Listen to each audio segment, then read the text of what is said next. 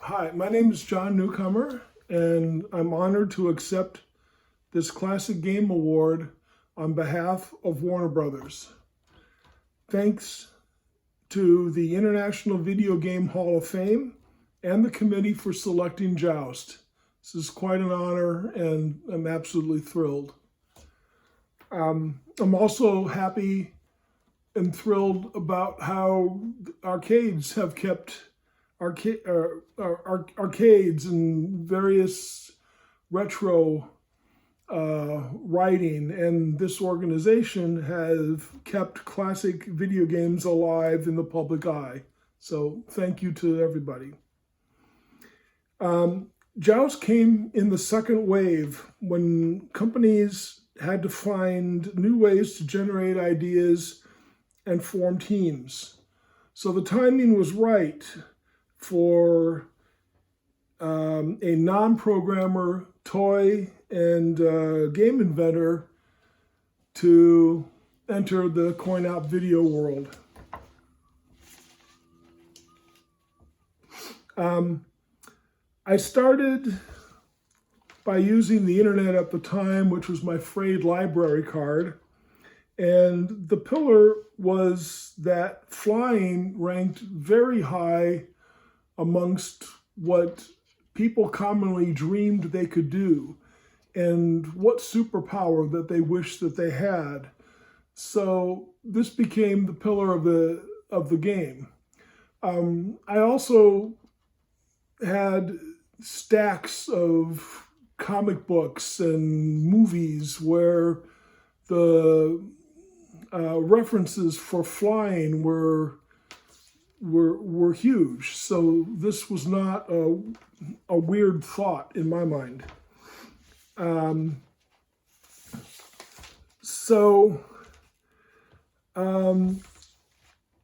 was hired by Williams to come up with a variety of games, and then a programmer would choose one. And while I was working on this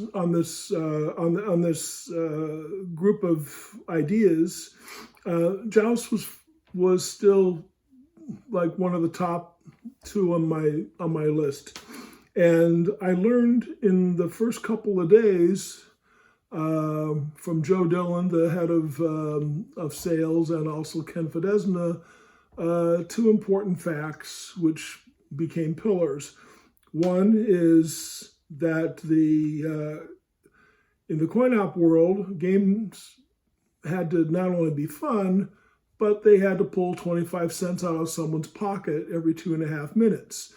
So that immediately formed the next pillar, which was we were going to do 2 players simultaneous. The other was that manufacturers didn't advertise to the player. They didn't hit the end user. They were selling to the distributor. So coincidentally, I had an opportunity a couple of years earlier to talk to my idol, Stan Lee, and I took a piece of advice that he told me, which was to make names simple, because then you have word of mouth going for you. So when the characters were going to be kind of fanciful and have fanciful fantasy names, I just made it simple, and there were ostriches and buzzards. So that's how that came to be. I wanted to thank the team. First of all, lead programmer Bill Futzenreiter picked Joust. We became equal partners on the project through the rest of the development of the game, and as he was transitioning to video, I hand wrote what would be called a game design document, which was a little over 7 pages, so that anybody working on the project could see the game from start to finish. And some of these things would be negotiated as we worked on them. The main thing was flying and AI. It's very easy for me to write a couple sentences or a paragraph in a document describing how a bird moves, but it's another thing entirely for that to be programmed. And this was something that Bill and I kicked back and forth for months. Most of our time on Joust was working on the controls, and we had to use existing controls, but yet try to do something different with them, so it felt like a totally new experience. For animation and look, it was Jan Hendricks. She was responsible for being able to pixelate an ostrich that looked real. Didn't think that was possible. We were very much in sync on the animation, but didn't think that something that realistic was possible. And then that became a pillar, was doing everything with a realistic look to it. Then John Kotlarek, a veteran programmer and sound specialist. Yeah, I got to task him with making a realistic wing flap sound, and then there was at least 4 other sounds that I considered pillar sounds that we absolutely had to have. Technology wasn't such to be able to handle something like that easily, but he succeeded, and he had the help of Tim Murphy. Other people kind of came and went on the project. Kerry Kolker worked on diagnostics. Ken Lance worked on some of our special effects. At the end of the project, Noah Falstein had helped me do some of the play testing. When the game was doing well, the company made a cocktail table that had to be side-by-side play. That was Leo Ledzia.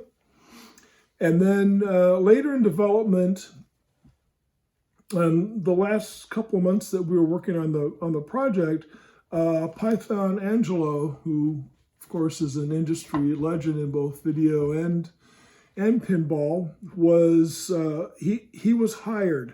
So we actually had an extrovert on the team, which was a new experience. He did the side cabinet art.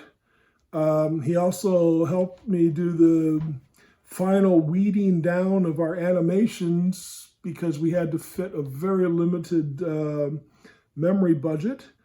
And he created a Joust poster, which, if you can see behind me, helped to show what the original vision was more supposed to be, with birds that were bred for combat. Of course, there were going to be ostriches, there were going to be something more fanciful, but he made them look majestic.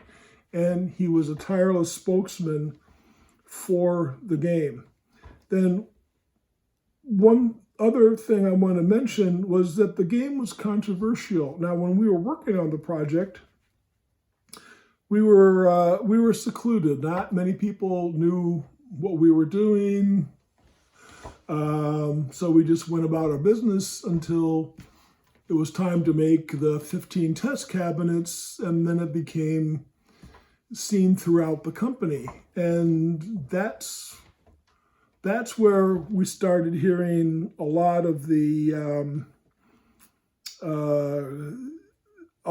some possible backlash, that this wasn't a sure thing. It was a gamble. The game didn't shoot. It didn't have the bright colors that Defender had,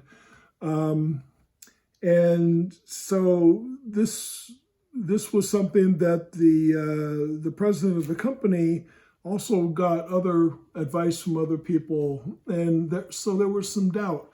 So we ended up testing the game out in Batavia by the Fermilab's particle accelerator, which still tickles me for some reason.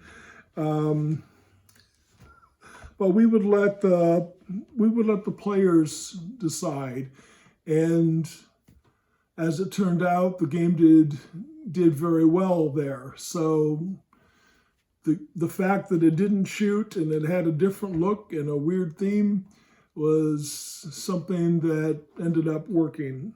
So I want to give a shout out to President Mike Stroll, the head of engineering Ken Fidesna, and the software manager Paul Dassault, because even when they heard these doubts, there was at no time did they ever tell Bill or I to change anything in the game. So we were able to do the game exactly as we wanted to do and take the risks that we wanted to take. And so I thank you to the management that made this game happen as well. So again, thank you on behalf of Warner Brothers and the International Video Game Hall of Fame.